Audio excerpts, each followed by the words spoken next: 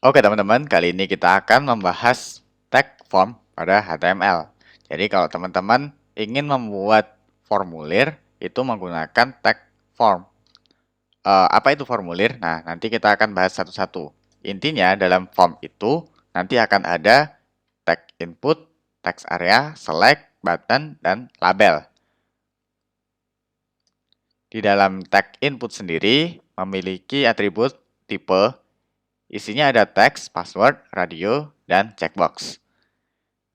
Oke, jadi kalau teman-teman biasa misal login ke satu aplikasi, kita kan biasanya menginput email, entah itu email atau username. Lalu ada input juga password. Nah, kita membedakan input itu ada beberapa yang kita sebutkan tadi.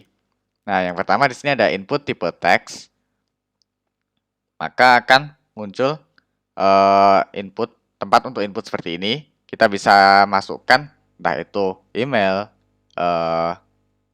username, dan lain sebagainya. Lalu di atasnya sini ada tag label. Label ini adalah tulisan di sini. Jadi kita masukkan username di dalam input ini. Lalu untuk for di dalam tag label ini harus sama dengan ID inputnya. Jadi misal kita klik username ini, maka akan langsung fokus ke tag input ini. Misal kita klik, nanti akan langsung bisa kita input ke dalam tag input yang sama ini. Jadi for dan ID harus disamakan. Selanjutnya ada input tipe password. Nah, karena password itu bersifat rahasia, kita nggak mau kan password kita diketahui sama orang lain. Jadi untuk itu kita menggunakan tag input dengan tipe password, maka akan otomatis tidak ditampilkan atau titik-titik seperti ini. Nah, nanti bisa beda-beda sih nanti di setiap browser, entah itu Mozilla misal, bukan titik-titik tapi bintang-bintang. Intinya tersamarkan, tidak akan ditampilkan ke kita. Selanjutnya ada input tipe radio. Nah, input tipe radio ini kita bisa memilih salah satu dari pilihan. Nah, misal pilihannya sedikit, ada pria dan wanita atau gender lah misalnya. Kita klik pria atau wanita. Salah satu saja kalau radio seperti itu.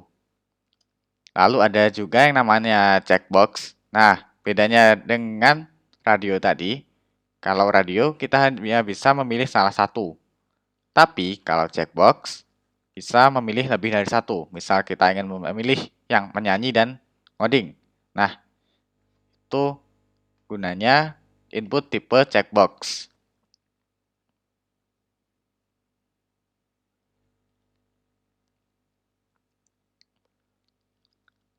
Selanjutnya ada text area. Untuk text area sendiri, teman-teman bisa lihat. Nah, kalau text area itu berbeda dengan input tipe text tadi yang sebelumnya.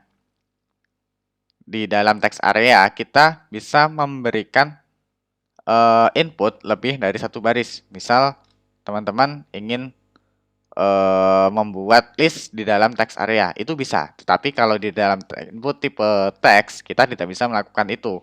Jika dalam input tipe text, kita hanya bisa memasukkan inputan itu dalam satu baris, tapi kalau di dalam text area, kita bisa memasukkan inputan lebih dari satu baris.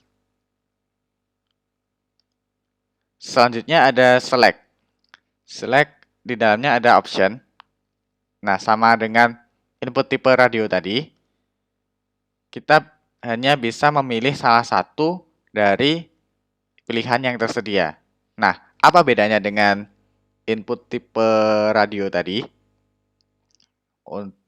Ini tergantung dengan kerapian juga sih sebetulnya. Nah, kalau misal kita membuat pilihan yang banyak, kita memilih nama mahasiswa, misal seperti itu.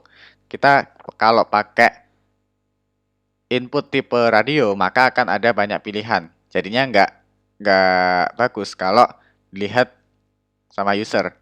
Tapi kalau kita pakai select, nanti akan lebih nyaman dilihat oleh user. Seperti itu. Lalu ada button atau tombol ya. Tombol ini ada juga atribut tipenya, value-nya ada submit, reset, dan button. Nah, submit ini berarti kita mengirimkan data yang telah kita isi di dalam form tadi.